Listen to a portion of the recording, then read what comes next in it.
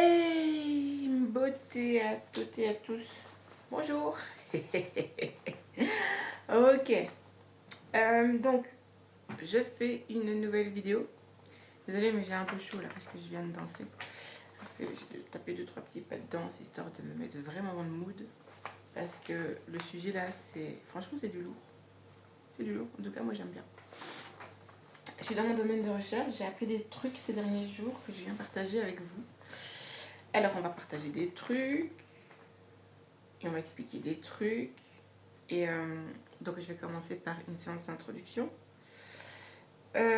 Donc, la phrase, je crois que c'est de Thomas Sankara, mais je ne suis pas sûre, il faudra que vous allez vérifier. Mais en tout cas, cette phrase, je la connais, vous la connaissez aussi, qui dit, je cite, on reconnaît un révolutionnaire, j'ai mis entre parenthèses un panafricain, un activiste, à la persécution que le système blanc lui porte. Enfin, j'ai un peu tourné la phrase. C'est ça. On reconnaît un révolutionnaire à la persécution que le système blanc lui porte, à l'intention qu'on lui donne. Hein? Je voulais reprendre cette phrase-là. Où il y a cette phrase-là aussi qui dit on ne s'attaque pas à un arbre qui ne porte pas de bons fruits. De quels fruits je parle? Ok. Pour la petite explication concernant le drapeau panafricain et son contexte historique, politique, je ne suis pas une experte en géopolitique ni en géostratégie. Il y a plein de gens qui le font super bien. C'est pas mon domaine de recherche, donc je suis vraiment naze à ce niveau-là. Mais je voulais quand même donner mon avis parce que, enfin, je trouve qu'il y a eu beaucoup de, comment dire, il y a eu quand même, moi j'appelle ça de la propagande, en fait, de la propagande permettant de minimiser ce que représente le panafricanisme. Alors sa définition, nanani, nanana, ok, mais il faut comprendre le principe de l'égrégorisme pour comprendre ce que représente le drapeau panafricain. Et vu que l'égrégorisme a vraiment fait partie de mon domaine de recherche, que j'ai fait il y a plus de 10 ans, donc je pense que j'ai vraiment bien apprivoisé le sujet. En fait, la différence qu'il y a entre la révolution haïtienne, qui a amené donc cette révolution africaine, avec la révolution, avec les autres révolutions, révolution française, révolution belge et les autres. J'ai étudié la révolution russe aussi, mais je ne maîtrise pas bien le sujet. Et puis je l'ai étudié avec le point de vue occidental, donc c'est pas forcément la meilleure approche de compréhension. C'est pour ça que je mets ça de côté. Mais en tout cas, pour la révolution belge, la révolution française, la grosse différence qu'il y a avec la révolution haïtienne, c'est que cette révolution ne repose pas sur une énergie de l'ego. C'est une énergie, une révolution, parce qu'une révolution, c'est un mouvement, hein, comme la danse, c'est exactement la même chose, c'est le même principe sur le plan métaphysique, va juste avoir pour effet, en fait c'est une conséquence. La révolution haïtienne, qui est la genèse du panafricanisme, est une conséquence, c'est une réaction. La révolution française et la révolution belge, on peut voir aussi dans le sens que c'est une réaction, mais elle est interne. C'est-à-dire que c'est un peu comme le principe de Bleach. Ils se sont mangés eux-mêmes et ça a pété. Tandis que là, l'action néfaste qui a amené à la révolution n'a pas été portée par les Africains eux-mêmes. Elle a été portée par le fait de la déportation des Africains dans le système triangulaire. C'est pas la même chose. Vous voyez, l'action qui a amené à la révolution a été faite par un autre groupe que le groupe qui se révolutionne. Contrairement à la révolution belge et à la révolution française, qui est quelque chose, une action qui est interne. Donc ce sont des gens du même groupe qui se révoltent contre des gens du même groupe. C'est pas la même chose pour Haïti. Du tout. Voilà pourquoi je comprends la définition du panafricanisme sur le plan politique et géopolitique. Et en fait, ça concerne tout noir qui ne vit pas en Afrique. Donc ça concerne tous les noirs. Ça concerne toute la diaspora noire. Voilà. Donc c'est un drapeau qui appartient à toute personne qui vit en dehors de l'Afrique et aussi à l'intérieur. Maintenant, j'ai vu la dernière vidéo d'Hamza Boukari, elle est super, j'ai vraiment beaucoup apprécié. Et la phrase qui m'a surtout marqué, c'est que les parents ont ce devoir éducationnel et ça peut vraiment faire toute la différence, puisque dans mon travail de fin d'études, c'était ma conclusion. J'avais 20 ans à l'époque quand j'ai compris ça. Donc j'avais déjà compris à l'âge de 20 ans que la société occidentale avait un profond problème éducationnel. Mais c'est à moi qu'on va m'apprendre à éduquer mes gosses. C'est une blague. Non, c'est pas une blague. Dinguerie. Pour la petite parenthèse. Non, j'ai pas fini. J'ai pas fini cette petite parenthèse. Parce que je vais l'illustrer par un exemple, par deux exemples. Il y a aussi donc la comparaison entre la révolution haïtienne et la révolution belge, par exemple, c'est que, en fait, et là du coup je comprends pourquoi la révolution haïtienne n'est pas étudiée en Belgique non plus, parce que tu pourrais dire, ouais, mais ça concerne la France, parce que c'était l'armée de Napoléon. Mais la Belgique est Belgique depuis quand?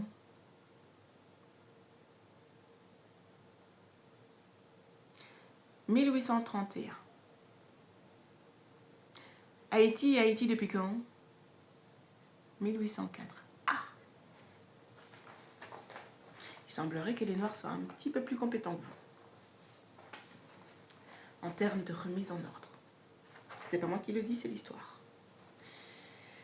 Autre petite comparaison.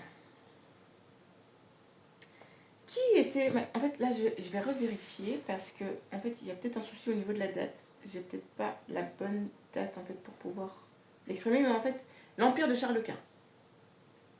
J'ai étudié l'Empire de Charles Quint en primaire. J'ai étudié l'Empire de Charles Quint en primaire. J'adore. Une excellente prof, ma prof de morale. La prof chez qui je voulais aller dès l'âge de 7 ans parce que j'avais compris que la religion avait un problème. Quand je vous dis que mes ancêtres me parlent, je ne rigole pas. Et en plus, avec ce que je vais vous expliquer, c'est encore plus flagrant. Je ne veux rien savoir de la religion judéo-chrétienne depuis que j'ai 7 ans. Parce que je sais qu'il y a un truc qui ne va pas là-bas. Et je comprends. Ça vient d'ici. Je suis Congo. C'est normal que la religion me dérange. En plus, ils me l'ont concrètement dit. Et en plus, ils m'ont montré qui faisait ça. Laisse tomber. Mais alors, donc, du coup, Charles Quint, donc l'empire de Charles Quint, englobait quelques petites parcelles de la France, parce qu'il y avait le royaume de France, quelques petites parcelles de la France, mais je crois que c'est plus du côté de l'Allemagne, Autriche et tout ça. Il y avait des trucs avec le royaume des Bourguignons et tout le tralala. Mais en gros, en fait, quand on parle de l'armée de... Donc, j'ai noté conquête. Conquête espagnole.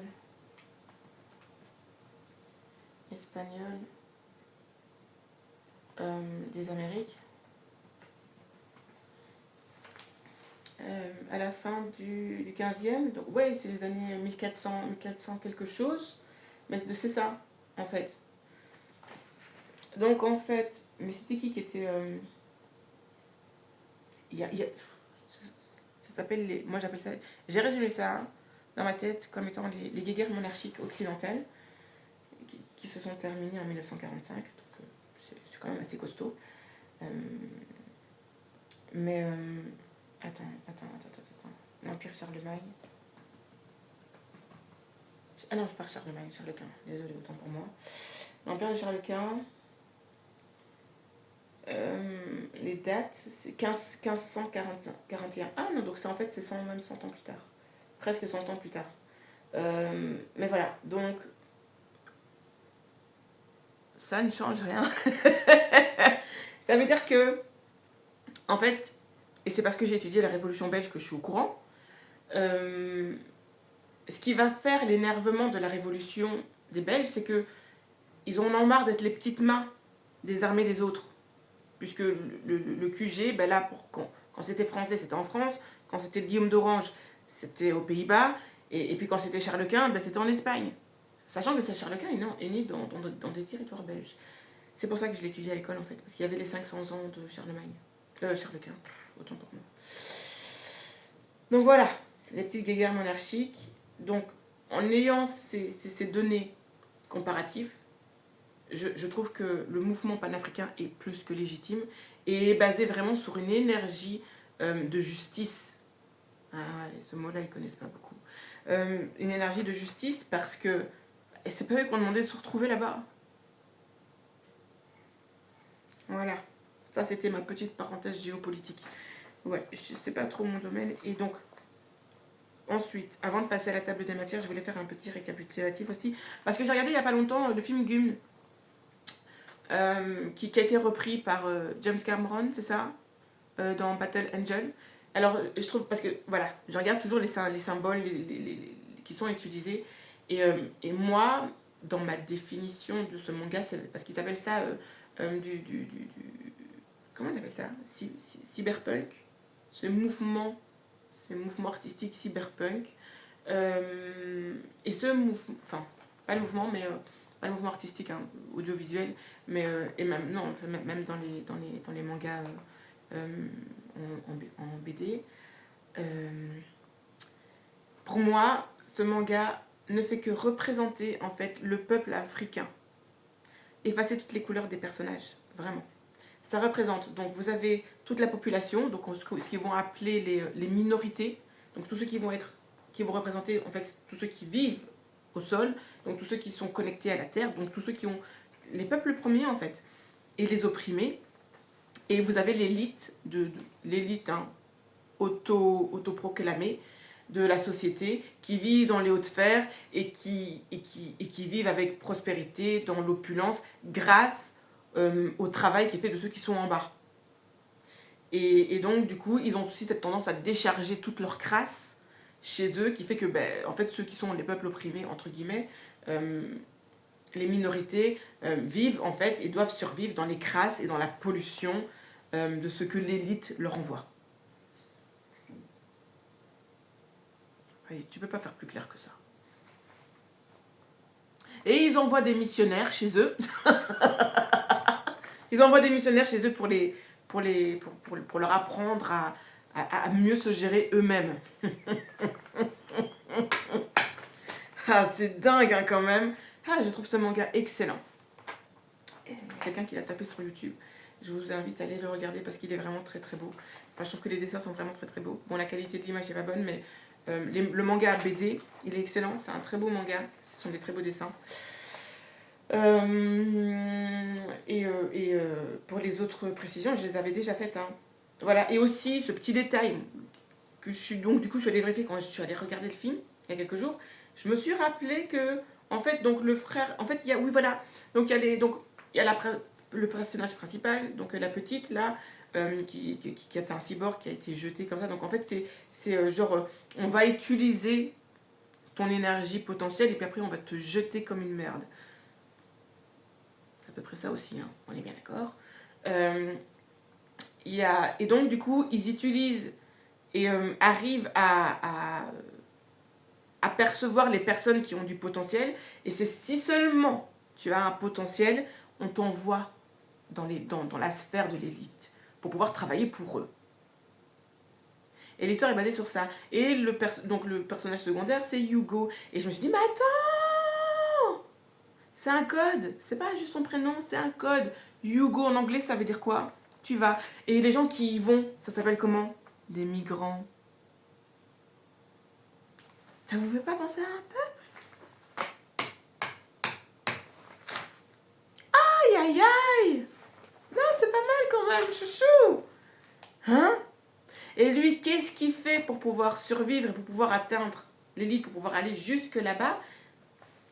Je vais pas vous spoiler la fin du film, mais il va tuer ses semblables pour pouvoir être vu et accepté par l'élite. Ça vous fait pas penser à un peuple? À un groupe de personnes bien précis? Là, je vous enlève la surprise. Moi, ça me fait penser à l'Afrique. Et au pantin qu'on met à la tête des États, des box coloniaux, qui vont puiser l'énergie. Parce que dans le manga, l'élite, là, eux, ils vivent en hauteur, comme ça, donc ils sont à l'abri de tout. Mais quoi qu'il arrive, ils sont obligés de rester ancrés sur la terre. Donc ils ont besoin de ces peuples qui vivent en bas. J'allais dire, regardez la carte, mais encore faut-il la garder dans le bon sens. En gros, ils perturbent tous ces gens.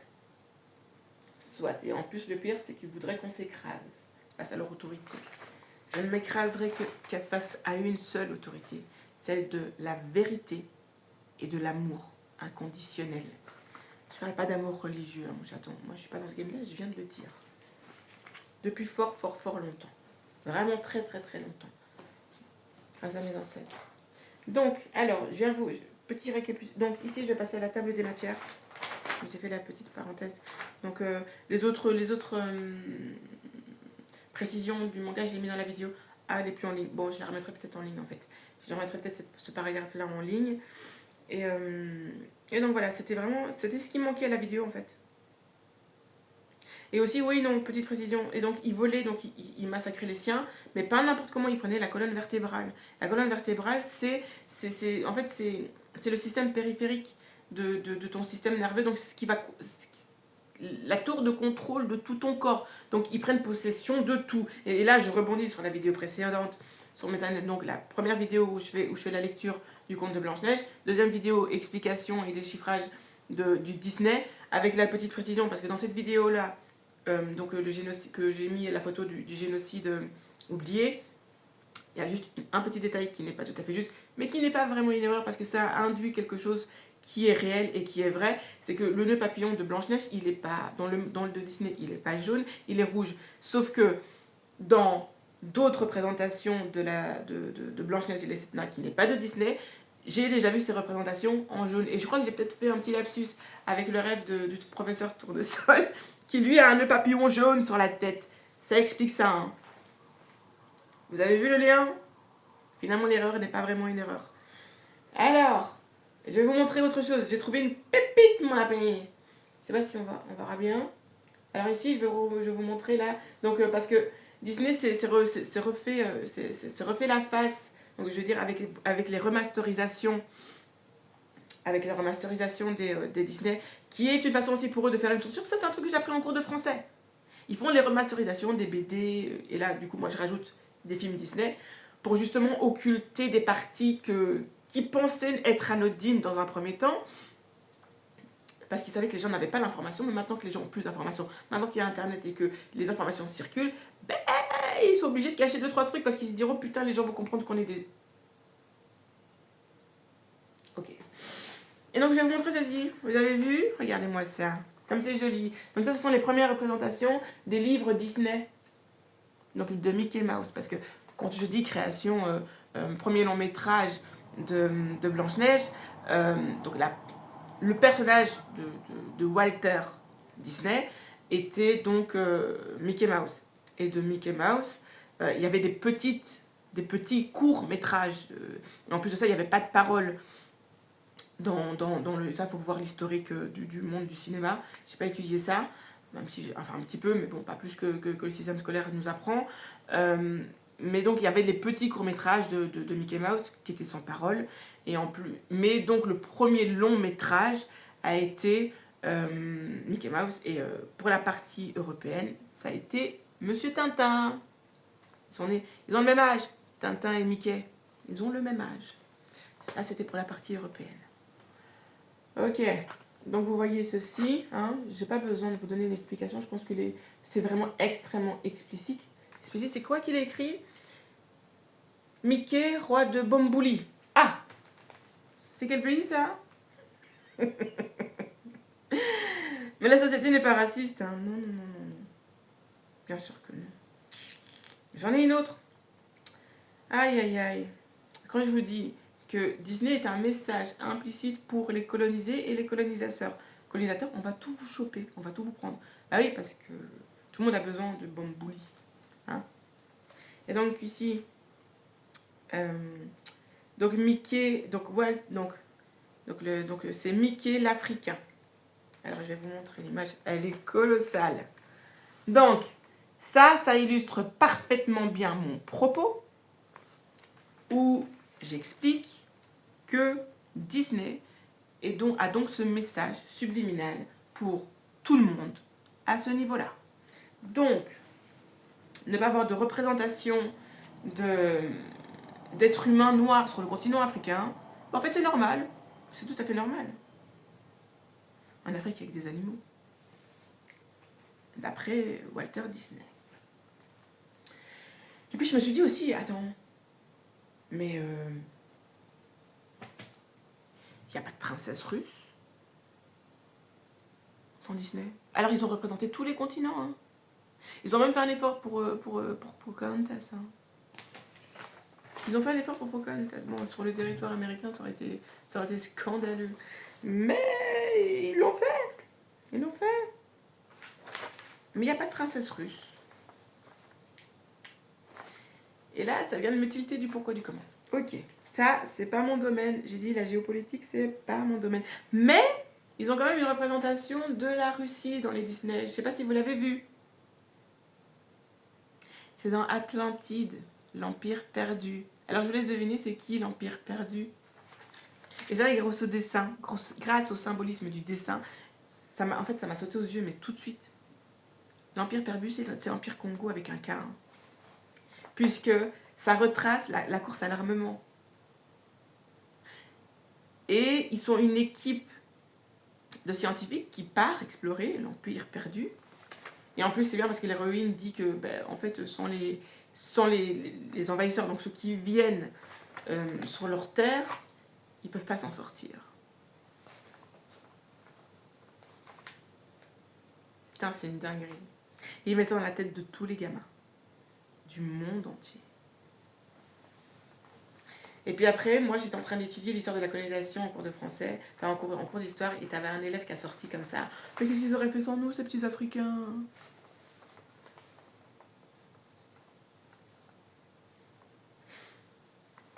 C'est dingue. Allez voir le film, là. J'ai mis l'extrait de la bande-annonce du film, parce que moi, je vais pas aller voir le film, de toute façon, j'ai compris. Je l'ai déjà vu plein de fois, j'avais déjà compris. Et en plus, donc, non, parce qu'après, ça, c'est pour l'autre explication. Ça tiendra pas avec l'autre explication, parce que là, je suis déjà à la fin de ma page, mais je vais commencer par le début. Donc, on va commencer par là. Donc, ici, on est censé faire la vidéo sur... donc, je vais faire la table, donc la table des matières. Donc là, on rentre dans le sujet. 22 minutes pour faire une introduction, c'est sympa. Donc, je vais faire une partie concernant donc, la symbolique du conte de Blanche-Neige, mais sur le plan scientifique. Parce que purée de dingue!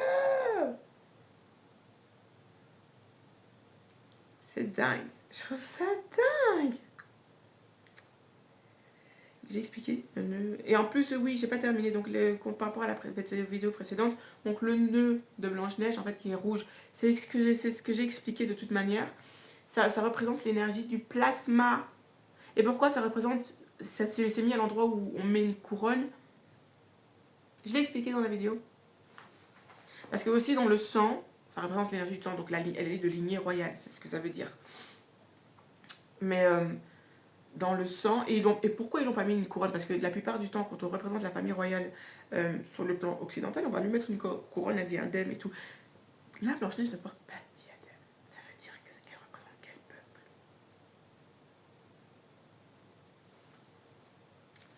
Et l'énergie du sang. Et dans le sang, en fait, vous avez donc le sang. Ce qui fait la couleur rouge, donc c'est le l'ion ferreux Fe3+. Donc Fe, dit comme ça. Qui donc par les plaquettes et les globules rouges va donner de la pigmentation rouge. Mais c'est c'est même pas 10% de la totalité de la matière du sang, puisque le sang est composé essentiellement de plasma. Et du plasma, c'est quoi? C'est de l'eau. De l'eau et les globules blanches. Parce que les globules blanches sont créés dans le tissu... Dans le tissu osseux, c'est ça? Je suis plus sûre. Ça, par contre, je suis plus sûre. Ce sont les cellules souches qui sont créées dans le... Ah, les levettes... Ah, à chaque fois, ça m'énerve. Faudrait que j'arrive à me faire des fiches, hein. C'est une dinguerie. Et donc, c'est donc les globules rouges, globules blancs. Globules blancs. Donc, c'est cellules souches.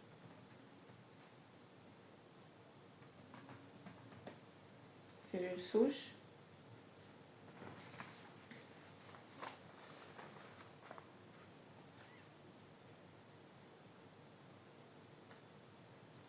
Donc, les leucocytes sont fabriqués dans la moelle osseuse. La moelle osseuse. Et c'est ça en fait que je les confonds. Donc, tu as la moelle osseuse et l'autre moelle là. Et non, c'est pas la moelle. La moelle épinière. Oh, pour le système nerveux, système périphérique. Ok, les choses sont remises en place. Hé, on se calme. Ouais, désolé. Ok, donc les globules blancs donc, sont fabriqués dans la moelle osseuse.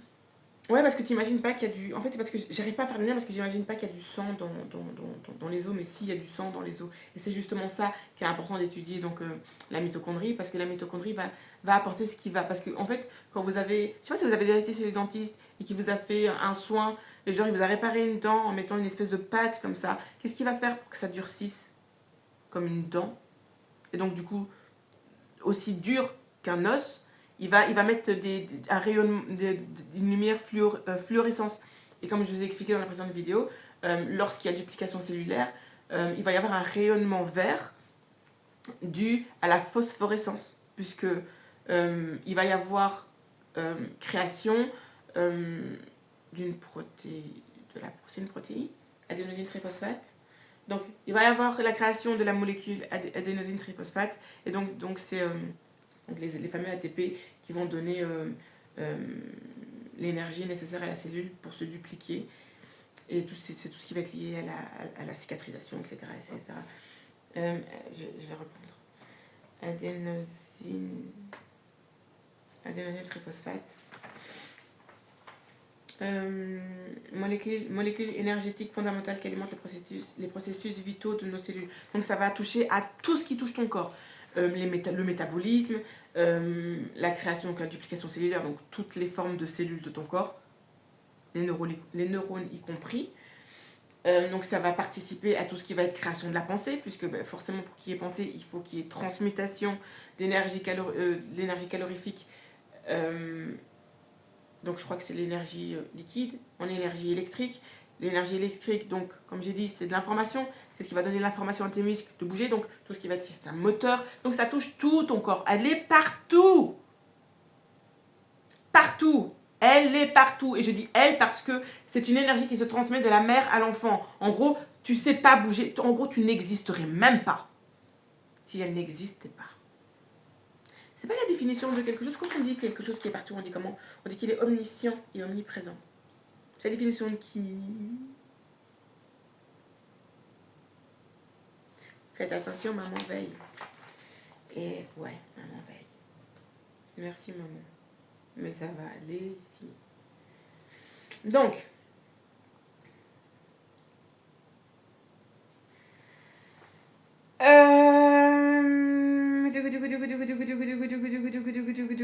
donc il y aura cette partie-là. Je vais vraiment scinder les vidéos. Et donc ici, je vais introduire le conte. Mais en fait, le conte, j'ai pas vu, j'ai pas lu et j'ai pas fait l'analyse textuelle de La Belle et la Bête de Cendrillon. Il y en avait un autre aussi. Et Atlantide, ça vient pas d'un conte, ça vient de la réalité.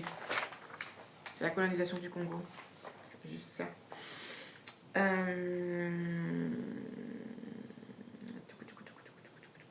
Donc voilà, je voulais faire une petite parenthèse sur ces contes-là, parce qu'il y en a d'autres, je vais les expliquer aussi. Faut que je les retrouve, ou alors il faudrait peut-être que j'aille rechercher le livre des frères Grimm, parce que je ne l'ai plus. L'analyse textuelle qu'on avait fait de certains de ces contes. Il y avait donc introduction. Il y a La Belle et la Bête. Parce que je trouvais ça super intéressant, parce que je trouve que Blanche-Neige et La Belle et la Bête se ressemblent beaucoup. Il y a beaucoup de similitudes entre ces deux contes, et je trouve que c'est intéressant de les exposer.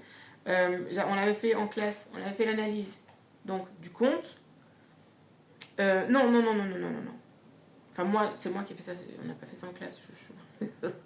C'est moi qui ai fait ça toute seule. Donc, on avait fait l'analyse, par contre, du conte. Par contre, ici, il faut que je vérifie. C'est un film créé par Perrault. Donc, le conte de la Belle et la Bête. Parce que comme je vous ai... de Perrault, c'est ça? Perrault. Ça, c'est un conte. Donc, c'est un conte. Parce qu'il y a différentes sources. Hein. Il y a les contes qui ont été repris et remasterisés par les frères Grimm pendant le 19e siècle. C'est marrant que ce soit le 19e siècle qu'ils aient fait ça. Et donc, donc il y a aussi les contes. Mais en fait, ce sont des remasterisations qu'ils ont fait. Parce que La Belle et la Bête, en fait, ne parle pas d'une femme blanche qui tombe amoureuse d'une bête. On parle d'une femme mélanoderme qui tombe d'un Yamnaya. C'est ça, hein. Le vrai conte. Maintenant, la façon dont ils l'ont remasterisé, forcément, parce que qui le remasterise? Voilà. Et donc, donc c'est un conte, donc Charles Perrault, 1628. Donc lui, c'est encore beaucoup plus antérieur, parce que lui, il est du 17e. Donc déjà, depuis le 17e siècle, ils sont en train de censurer les contes qui avaient été créés pour protéger les populations mélanodermes d'Europe des invasions Yamnaya. Juste ça. Et vu que c'était des contes orales, il n'y avait pas d'image qui était notée, qui était mise, mais ils étaient déjà dans cette épuration ethnique européenne. Dinguerie, quoi. Depuis le XVIIe siècle, déjà.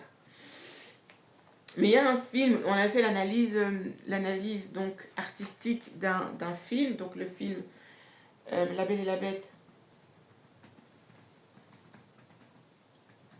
Le film, pas le film de Disney, chouchou. Enfin, j'ai dit, ils sont en train de faire, ce qu'ils font, c'est de la censure. Hein. Je vais noter Perrault. Ah, donc ici, donc là, le film, c'est de Jean Cocteau. Voilà, Jean Cocteau. On a fait donc un film de 1946. On est dans la même période, enfin ouais, on va dire là c'est la moitié du 20e siècle. Moitié du 20e. Ils ont besoin de remasteriser tout ça parce qu'ils ont une ligne de conduite. Je l'ai expliqué dans la vidéo précédente. Je ne vais pas me répéter. Et donc du coup on avait fait l'analyse de ce film. Par exemple, je m'étais dit que je regarderais avant de faire le truc, mais je m'en fous un peu. C'est pas l'objectif, mais c'est pour montrer la différence qu'il y a entre ce que Disney propose, le conte, et le film proposé. Parce que comme je vous ai expliqué, un dessin animé n'aura pas le même impact sur l'esprit de quelqu'un qu'un dessin animé.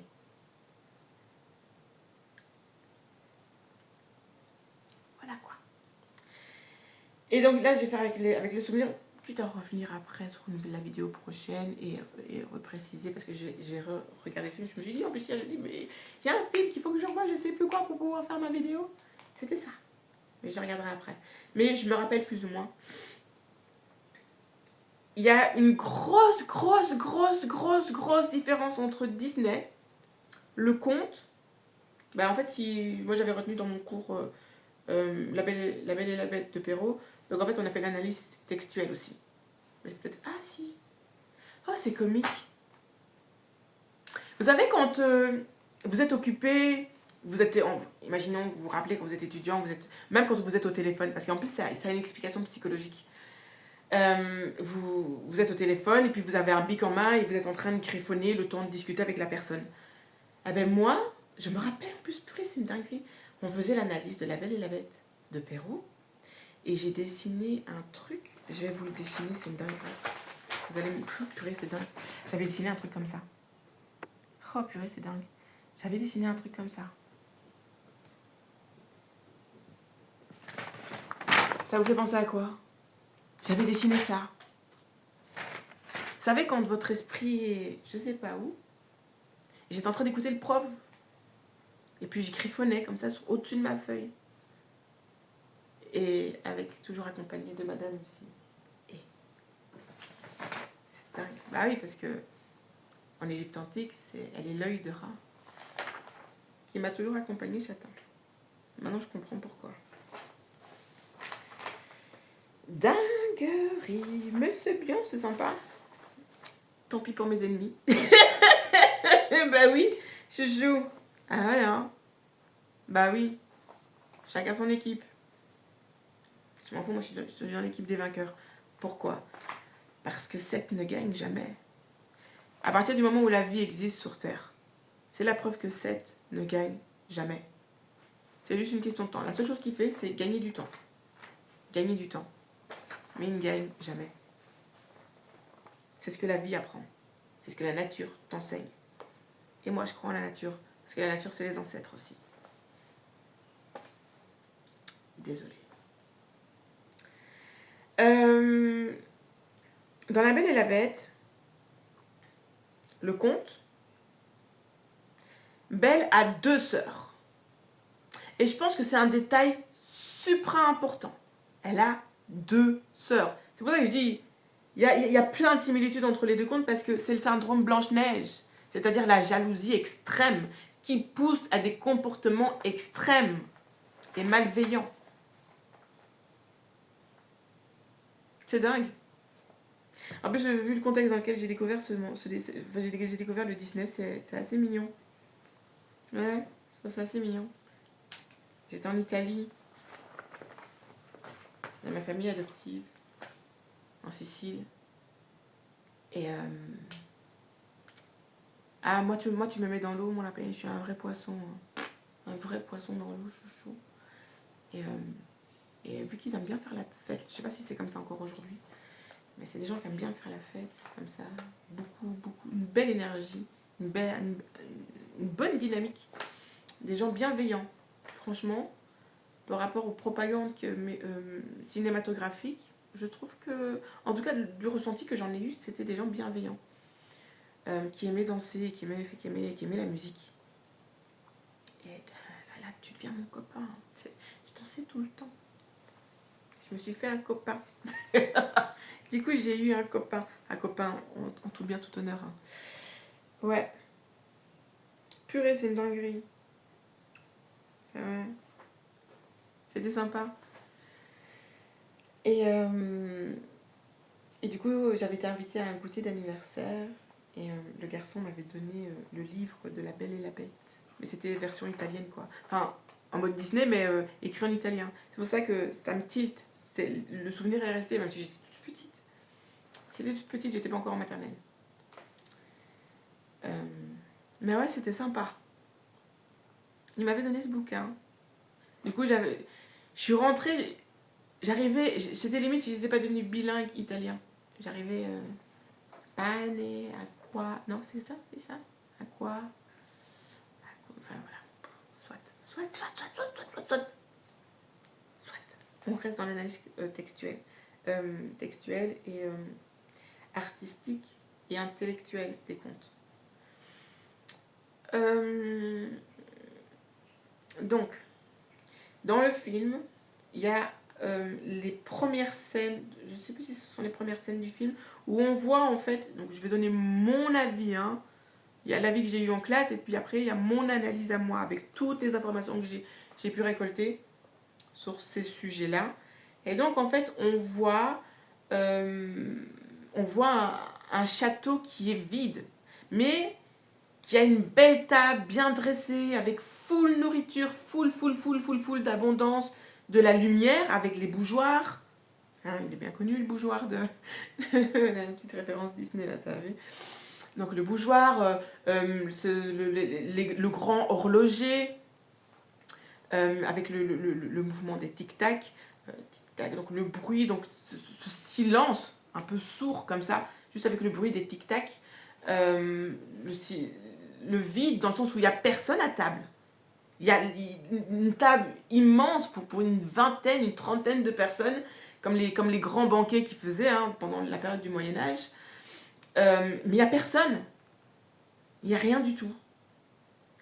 Et je ne sais plus si dans le conte, en fait, le prince a été maudit par la fée. Ça, par contre, il faudrait que je vérifie. Je vais revoir quand même le film pour être sûre. Mais dans le Disney, il est maudit par une fée, soi-disant parce qu'il est trop matérialiste. Et en fait, c'est ça que Disney et finalement Perrault aussi. En fait, Perrault a censuré, du coup, le message implicite du conte s'est noyé. Et Disney a recensuré parce que c'était encore trop explicite quand même. Parce que forcément, au XVIIe siècle, les gens n'étaient pas si intelligents que les gens du XVIIIe, du XIXe ou du XXe siècle. Et donc, du coup, moitié du XXe, Disney remasterise le bazar et recensure en plus. Enfin, non, là, c'est Perrault qui. Non. Comment il s'appelle le gars qui a fait le film? Enfin, le gars qui a fait le film, Jean Costeau qui va remasteriser, qui va recensurer. Et puis vous avez... Donc en fait, il y a eu 3 censures du conte. Il y a le conte originel qui était transmis de voix orale. Il y a eu une censure par Perrault au XVIIe siècle. Ensuite, une deuxième censure par Jean Cocteau, moitié du XXe siècle. Et puis Disney qui remet une 3e couche avec la 3e censure début du XXIe siècle. Donc ils ont vraiment pas envie que les gens comprennent d'où ça vient. Parce que ça parle des Yamnaya. Vraiment. C'est la femme mélanoderme qui va accepter et tomber amoureuse et donc du coup prendre par amitié et par amour le sauvage, le vrai sauvage, la vraie bête quoi.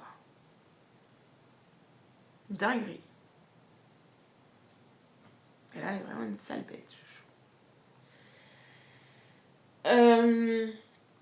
Et donc ça c'est donc dans le Disney, donc il a la bête a une malédiction et il vit dans son château où tout est figé. Tout le monde est figé. Je viens de tilter maintenant. Les êtres humains sont transformés en bêtes, en objets. Quand je dis qu'ils ont transformé tout, c'est pas anodin. Donc en fait, les Yamnaya, en fait la bête dans le conte oral, c'était les Yamnaya. Ils ont transformé le message en prétendant du coup que les bêtes, ce sont les mélanodermes, qui sont considérés comme des animaux. C'est bien le discours du XVIIe siècle. Hein, le XVIIe siècle, c'est le siècle des Lumières, donc ils sont même considérés comme biens meubles. Et c'est ça que Disney va symboliser. Parce qu'en fait, le château représente un royaume. Dans la symbolique, ça représente une entité de personnes. Quand vous regardez la représentation d'un château et les châteaux forts, c'est comme un petit village en fait. Donc vous rentrez à l'intérieur, vous avez des petites habitations qui est le peuple. Parce que dans le Moyen-Âge, comme je vous ai dit, j'ai étudié l'histoire de Charles Quint, donc j'ai étudié l'histoire du Moyen-Âge occidental. Et donc, du coup, vous avez le seigneur, et un seigneur était comptabilisé par rapport à ses nombres de sujets. Les sujets, ce sont ses employés, donc ceux qui travaillent les terres. Donc ça, c'est pour ce qui va être autour, mais aussi les villageois qui vivent à l'intérieur de cette enceinte qui est protectrice. Regardez comment sont représentés les villages du Moyen-Âge. Donc là, dans la symbolique du château de la bête, ça représente en fait une population qui a disparu. Ils ont inversé les rôles. C'est une dinguerie. Mais vraiment une dinguerie. Mais à ce point-là, c'est abusé, quoi. C'est pour ça que ça parle aux gens. Ça parle aux blancs comme aux noirs. Ça parle à tout le monde. Parce que tout le monde l'a subi, autant du côté des oppresseurs que des oppressés. Ici, on va parler de l'épigénétique transgénérationnelle. Mais on oublie l'épigénétique transgénérationnelle des bourreaux. C'est-à-dire des colons. Pourquoi on n'en parle jamais? Ah, c'est parce que c'est eux qui font les théories scientifiques. C'est pour ça. Donc en fait, tout le monde, je pense, je sais que ça part d'abord d'une bonne intention pour les gens qui ont envie de rétablir un bien-être mental chez les gens et chez les populations opprimées, mais on rentre dans la dynamique de l'oppresseur en faisant ça. Parce qu'en attendant, le temps que toi tu fais des recherches sur l'épigénétique transgénérationnelle des colonisés, tu ne te préoccupes pas de l'épigénétique transgénérationnelle des oppresseurs qui est plus que visible partout. Même en Afrique du Nord. C'est pour ça que je ne m'y attarde pas dans cet aspect-là de la chose. C'est pas que je néglige la victime, parce qu'il y a eu des victimes, effectivement. Mais encore une fois, c'est donner la direction que l'oppresseur veut donner. Ça reste de la manipulation, hein, chaton. Donc Belle, donc dans sa spécificité, en fait, elle a donc cette beauté d'âme. C'est pour ça qu'on dit qu'elle est belle, en fait. Elle n'est pas belle sur le plan physique, elle est belle sur le plan moral. Elle est belle sur le plan métaphysique. Elle est belle sur le plan spirituel. Elle est belle sur tous ces aspects-là. On n'est pas dans l'aspect matériel, puisque même Disney, finalement, garde l'information dans le dessin animé en expliquant que la bête est trop ancrée dans le monde matériel. Et donc, du coup, il est puni, il est maudit.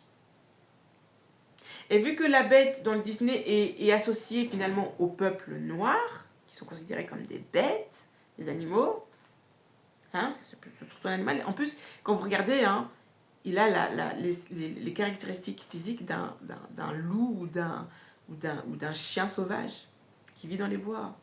Quand je vous dis que le loup est un symbole avant de représenter l'animal, ça représente les bêtes. Donc, et la symbolique du loup dans les contes représentait les envahisseurs, ceux qui terrorisaient les villages et qui chopaient les enfants et les filles. Oh tiens donc, t'as vu? Les prédateurs. Et donc du coup, si tu es un être humain et que tu as une énergie prédatrice, c'est que tu n'es pas humain, chaton. Et donc, vu qu'ils ont inversé les rôles, c'est nous les méchants. Donc elle a une beauté d'âme, et donc Belle a une beauté d'âme qui est repris dans le film. Par contre, l'information ils l'ont gardée parce que Belle avait toujours cette comment on appelle ça, cet altruisme en fait, cet altruisme qui faisait qu'elle pleurait tout le temps, quand elle voyait des gens souffrir et quand elle voyait des injustices. Et dans le film, c'est symbolisé par elle pleurait, il y avait des larmes de diamants. Donc à chaque fois qu'elle pleurait, il y avait des diamants. Donc en fait, tu avais juste à te pencher, tu prends les diamants, tu pars avec. Mais les diamants, ils se trouvent chez quel peuple? Et qu'est-ce qu'ils ont fait avec? Et le diamant est aussi un symbole. Parce que le diamant, c'est la structure cubique. La structure cubique donne l'information de quoi? D'où je dis les similitudes avec Blanche-Neige, parce que c'est une information. C'est l'information de l'intelligence naturelle. Et la structure cubique, les mouvements des électrons qui vont structurer des matériaux pour devenir des diamants. Et en fait, les codes des lois de l'univers. Parce que tout est régi par ces codes-là. L'univers fonctionne sous cette structure atomique aussi. Qu'on appelle le réseau de Bravais et le système cristallin. Les 7 systèmes cristallins. D'où les 7 nains. T'as vu? Ça réfléchit là-dedans. Hein. Il faut, hein? Il faut, sinon t'es une marionnette chatte.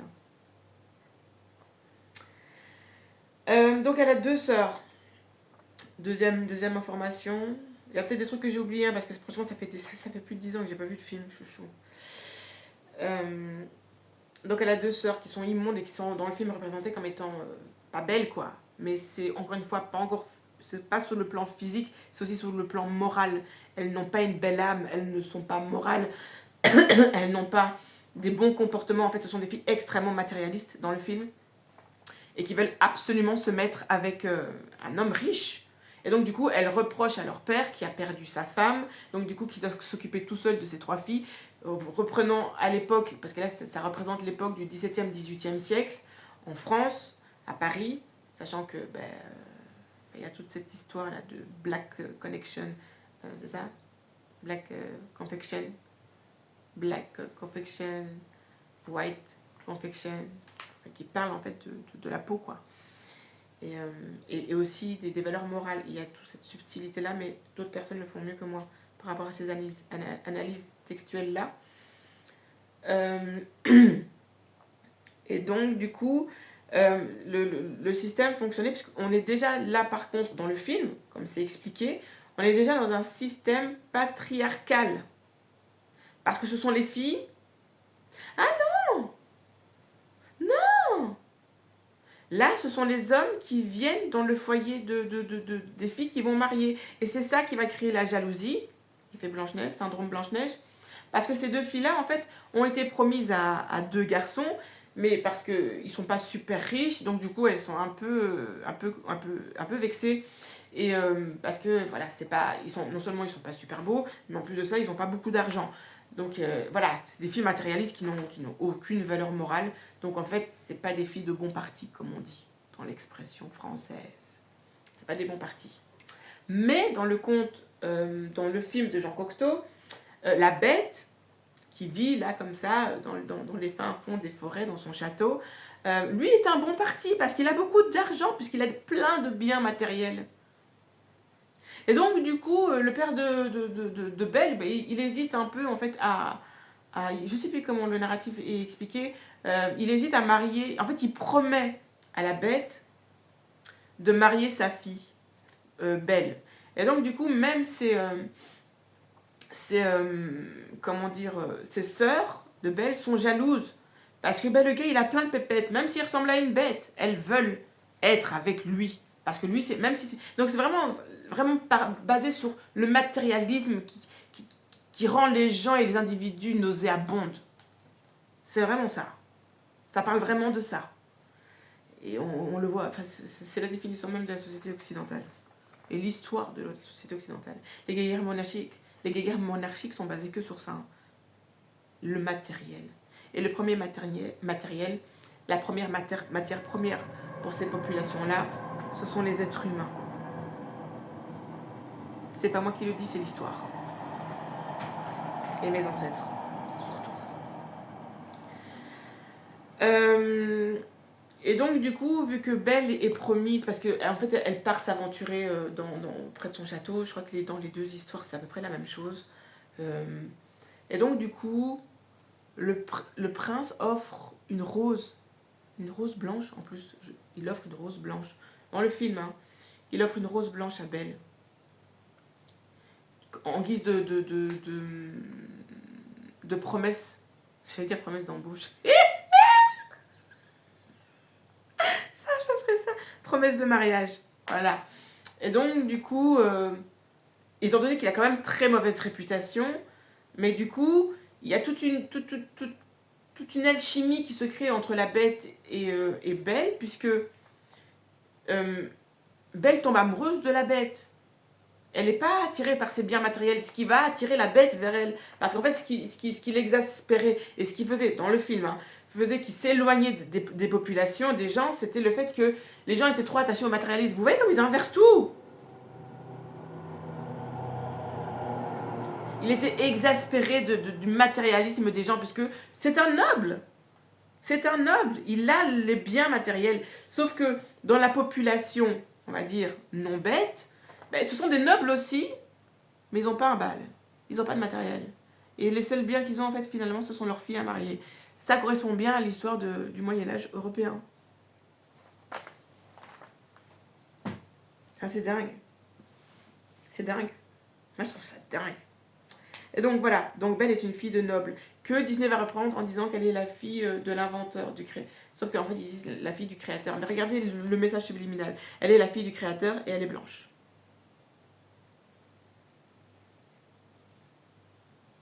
Parce que dans le conte de Perrault et dans le conte de Jean Cocteau, c'est juste une fille de noble. Elle n'est pas la fille du créateur.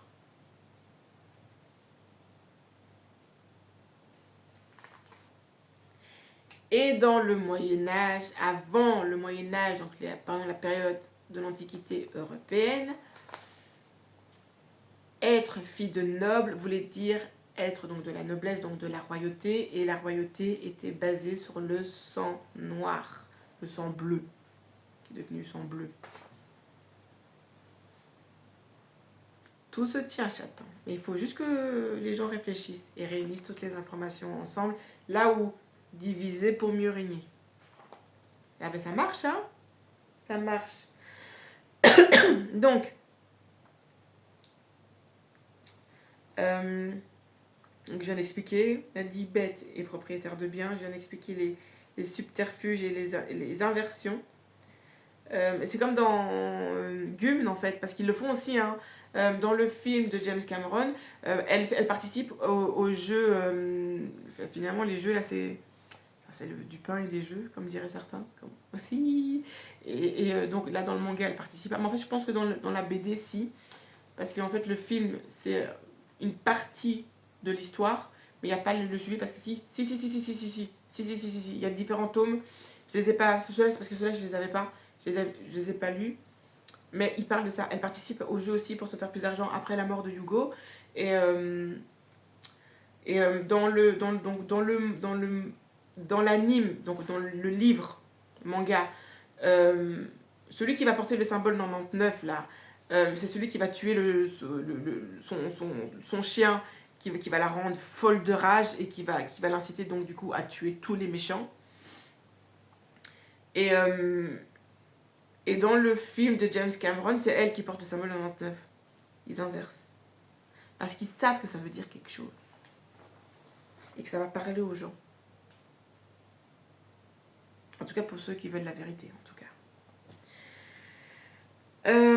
Les autres, là, de toute façon, quoi qu'il arrive, ils ont...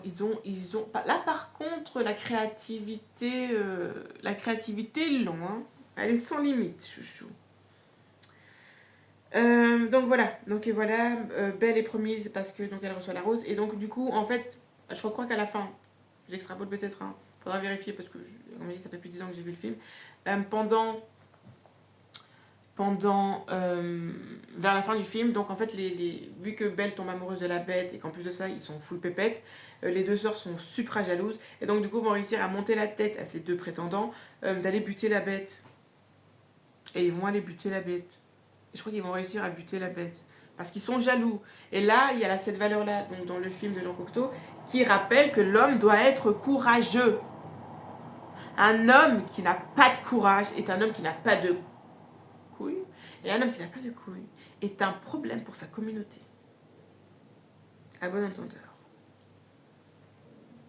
Vraiment. Et c'est vérifiable, hein, dans beaucoup de domaines. Vraiment. J'ai presque fini, hein. Voilà, pour l'explication. Donc le contexte historique donc, de La Belle et la Bête. Donc le contexte, c'est la colonisation.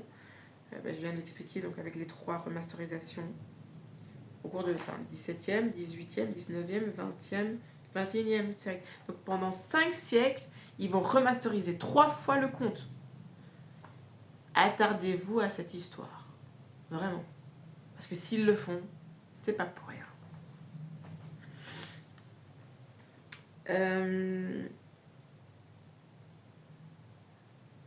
Oui, aussi, donc elle a besoin de... et ce qui est marrant dans le Disney, non, c'est parce qu'il meurt, qu'il est mort. Et donc, du coup, dans le Disney, elle pleure. Hein? Tu te rappelles à la fin?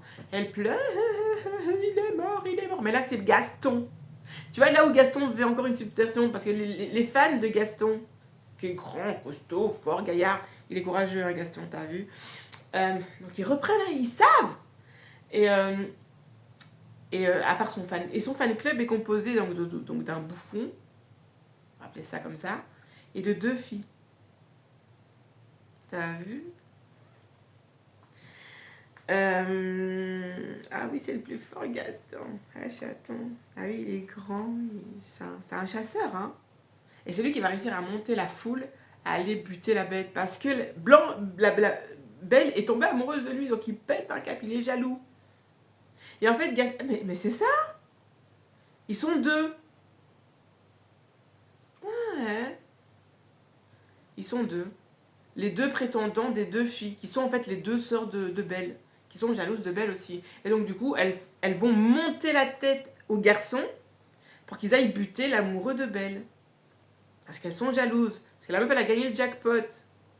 C'est un noble. plus noble qu'elle. Dinguerie, quoi. Donc, qui est différent donc la colonisation, voilà. La colonisation avec les Yamnaya.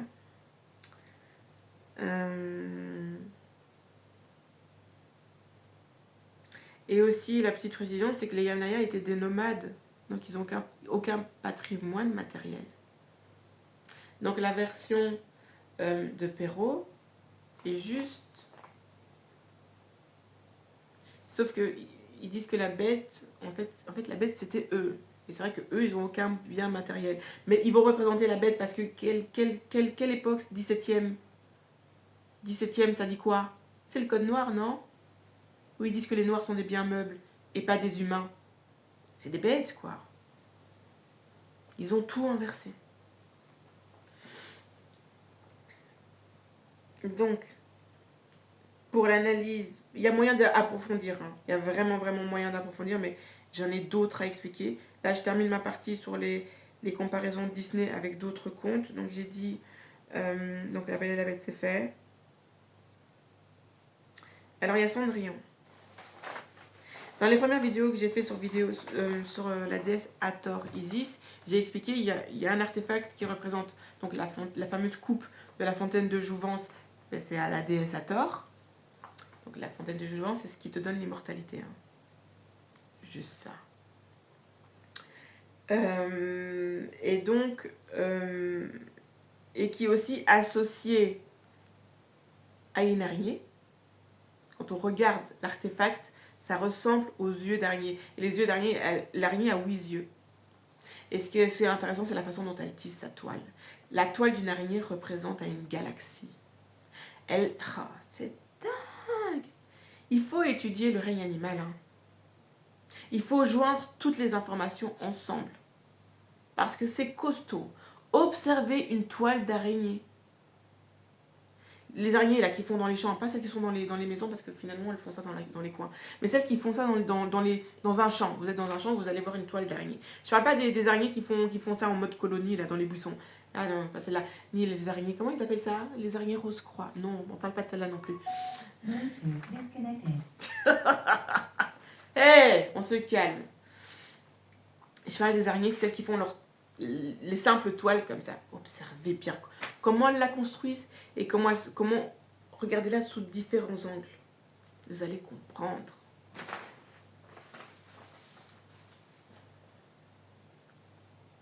J'en dirai pas plus.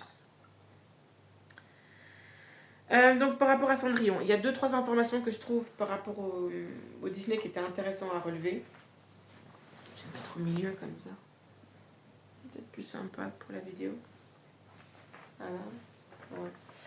Si j'ai envie de me reposer un peu. Donc si de toute façon la première partie est faite. J'ai oublié de préciser un truc ici concernant La Belle et la Bête. Puis je termine Cendrillon. Je vais faire l'analyse du clip d'Alia. Modern Woman. Que j'ai encore revisualisé il y a quelques jours. Et que du coup je me suis dit, ah, elle est costaud cette petite. Elle est costaud cette petite. D'accord, je vais faire une première vidéo d'analyse de clip. Que je trouve beaucoup plus intéressant que les clips d'aujourd'hui. Hein, parce que les clips d'aujourd'hui c'est catastrophe. Les clips d'aujourd'hui c'est catastrophe. Catastrophe. Je les regarde même plus. Je ne regarde. Enfin, depuis 2011, 2012, dès que j'ai commencé à étudier tous ces trucs là, le symbolisme, la numérologie, la franc-maçonnerie, les religions, j'ai arrêté tout ça. J'écoute les musiques, mais je ne regarde plus les clips. Vraiment. Depuis fort longtemps. Du coup, il y a même des clips qui datent il y a plus de 10 ans que j'ai découvert seulement il y a quelques mois, quoi. Je me dis, ah, toi, tu mettais ça dans ton clip alors. Ok. Dinguerie, quoi. Donc, je vais faire l'analyse de clip. Je vais parler parce que j'ai vu des artefacts donc, de Mama Wata concernant des différents peuples qui confirment en fait mes précédentes vidéos. Du coup, je trouve ça super intéressant de relever aussi. Symbolisé donc du coup avec que je vais contextualiser avec tous les sous-chapitres que j'ai abordés. Il y a aussi le conte d'Anderson d'Ariel, la petite sirène, repris par Disney aussi. Et puis après, j'aurais fini les analyses de contes. Ces contes-là que je trouve extrêmement importants à relever. Et puis après, je terminerai avec l'analyse scientifique du conte de Blanche-Neige. Donc voilà, comme ça, je vais scinder plusieurs fois les trucs.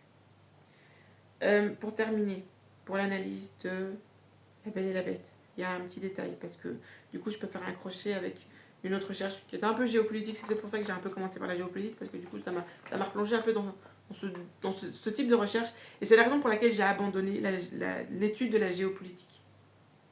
Vraiment. J'avais essayé, hein, mais déjà, sur le plan humain, moi, ça me... Mais vraiment. Que ce soit la politique coloniale, la politique d'aujourd'hui, c'est compliqué. C'est compliqué pour moi d'étudier ça. J'ai pas les nerfs assez solides. Je suis pas assez méchante pour convertir ça. C'est pour ça que en général la géopolitique va appliquer beaucoup d'hommes parce que c'est costaud. Mais on peut faire la géopolitique intérieure, et la géopolitique intérieure, du coup, c'est finalement l'aspect social et culturel qui est géré par les femmes. C'est ce que je fais. C'est une forme de géopolitique aussi. Et donc, du coup, j'avais lu un livre, j'ai plus le titre du livre, j'ai plus la référence du livre. Mais en fait, c'est un livre qui parlait de l'utopie. Je sais plus si c'est ça le titre. L'utopie. Le marxisme était une utopie. Je crois que c'est peut-être ça le titre du livre. C'est un livre que le frère d'une connaissance m'avait passé. J'ai trouvé très intéressante à lire et ça a conclu mes recherches sur la géopolitique. Parce qu'en fait, il expliquait dans ce livre, c'est déjà là où dans ce livre-là, en fait, il parlait beaucoup de la référence. Ils avaient fait une approche de la philosophie de Novalis que j'ai trouvé intéressant. J'ai pas étudié le personnage, donc du coup, je peux pas dire si c'est un bon ou pas un bon. Mais ce que je relève, par contre, que je peux relever, c'est que donc c'est un contemporain du 19e siècle, je crois. Et donc un contemporain du 19e siècle en Allemagne, où il y a énormément de philosophes. Nietzsche, c'est un philosophe allemand.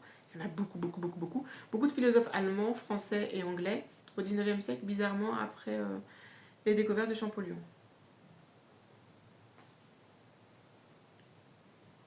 Ah ben je dis ça, je dis rien.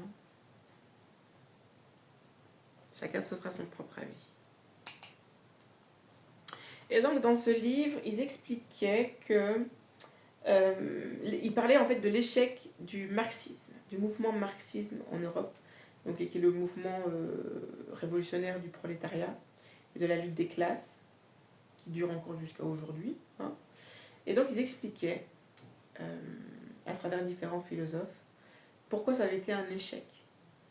Cette révolution avait été un échec parce qu'ils expliquaient que la majorité des gens qui avaient pris part à ce mouvement, en fait, j'ai résumé en une phrase. En fait, ils voulaient être calife à la place du calife. Voilà pourquoi l'échec du mouvement marxiste.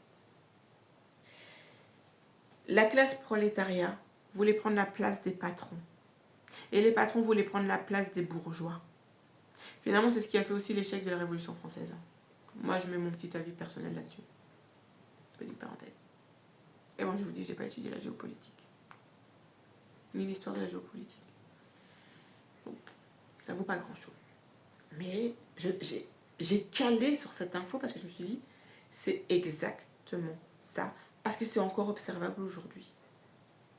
Et ça, c'est l'effet Blanche-Neige. Hein. Donc quand je dis que ça concerne tout le monde, je rigole pas. D'où la différence entre le mouvement révolutionnaire haïtien et les révolutions européennes. C'est pas la même chose. Les Haïtiens ne voulaient pas être des petits patrons. Ils voulaient être libres. C'est pas la même chose. Voilà. Et ici, c'est encore observable avec le mouvement numérique des réseaux sociaux parce que ça m'avait fait rire. Ça m'avait fait penser quand j'ai réfléchi à ça en préparant la vidéo. Je me suis dit, mais attends, tu te rappelles de Mars Attack ? Le film Mars Attack avec... parce que le langage... Comment ils parlaient les martiens dans ce film-là ? Ils disaient... Imagine que les gens qui ont fait ce film-là, c'est les gens qui ont lancé les réseaux sociaux aujourd'hui parce que tout le monde fonctionne en mode caca. Hein?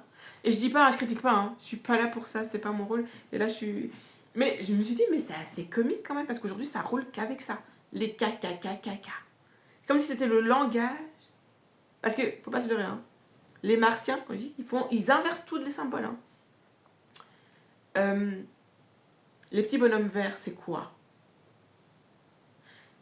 L'énergie martienne, c'est quoi? C'est ce qui apporte l'ordre. Quand ils appliquent des lois de genre des restrictions martiales ou un couvre-feu, les trucs martiaux. En fait, c'est une question de remettre de l'ordre là où il n'y en a plus. Et les arts martiaux sont basés sur ça. Un art martial est l'art du mouvement. Mais donc, c'est ça, hein. Un art martial, c'est la définition de l'art martial. C'est l'art du mouvement. Un mouvement qui va provoquer quoi? Une ordre et une harmonie. Pourquoi employer les petits bonhommes verts qui sont des martiens?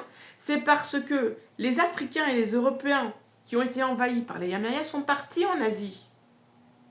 Et ils ont créé les mouvements spirituels, traditionnalistes, basés sur les arts martiaux. Et ça concerne pratiquement tous les pays asiatiques. Le Japon est fondé sur le shintoïsme. Le shintoïsme, c'est aussi un art martial qui va donner l'aïkido, qui va donner un tas d'arts martiaux je ne sais plus si le jujitsu c'est japonais. En tout cas, qui va donner le karaté, le judo et tous ces... Enfin, même, parce que ce sont des peuples qui viennent d'Afrique. Les kami sont les divinités japonaises qui ont fondé le pays du Japon, pays du soleil levant. Parce que le soleil est repris en 3 temps. Le levant, le midi, le coucher. Donc il a le symbole rouge.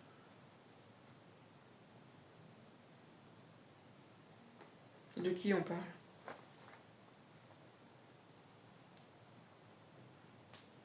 Ok. Voilà, la petite précision est faite. Maintenant je reprends, parce qu'ici je termine Cendrillon. Et je vais faire... n'oublie pas le conte d'Anderson. De la petite sirène. En fait, non, parce qu'après ça va pas aller dans la suite logique. Donc en fait, Cendrillon, donc pour reprendre, parce que j'avais oublié ce petit détail de La Belle et la Bête. Le phénix, parce que Cendrillon, un ion c'est quoi?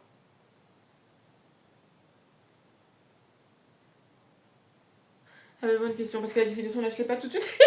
Par exemple, vous avez l'ion Fe3+, mais bon, la définition elle-même du truc, bah, c'est un atome chargé. Tu réfléchis 2 secondes. C'est un atome chargé positivement ou négativement. Ok. C'est bon, j'ai pas besoin de ta définition, Google. J'ai retrouvé toute seule par logique. Et donc, une cendre, c'est quoi? En fait, c'est comme du carbone. Parce que quand vous avez une combustion, vous avez de la création de carbone. Et là, on est dans les équations chimiques. C'est ce qui va aussi permettre la création de... Parce que ça, mis dans une certaine pression, dans une pression atmosphérique, dans un certain conditionnement, ça va créer les diamants et toutes les pierres précieuses.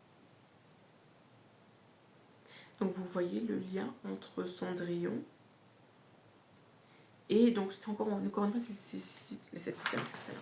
Donc on parle encore des mêmes choses, donc c'est l'intelligence naturelle. Là ici on roule en mode intelligence artificielle, mais vous avez l'intelligence naturelle. Et de toute façon, l'intelligence artificielle est soumise à l'intelligence naturelle. Hein, parce que regardez les composants de votre PC, de votre smartphone. Quoi qu'il arrive, tu dois respecter les lois que la nature t'impose. Ce que beaucoup de gens ont tendance à oublier. Mais après, ça te revient dessus, un chouchou. L'effet boomerang ou l'effet papillon. T'as vu? Donc, 2-3 petits points, vite fait. J'avoue que j'ai un peu bâclé parce que je vais refaire l'analyse vraiment bien profonde. Mais là, je voulais vraiment que vous voyez un effet d'ensemble des symboles qui sont utilisés utilisés pour finalement coloniser l'esprit des enfants. On ne peut pas parler de décoloniser les esprits, libérer de l'esclavagisme mental,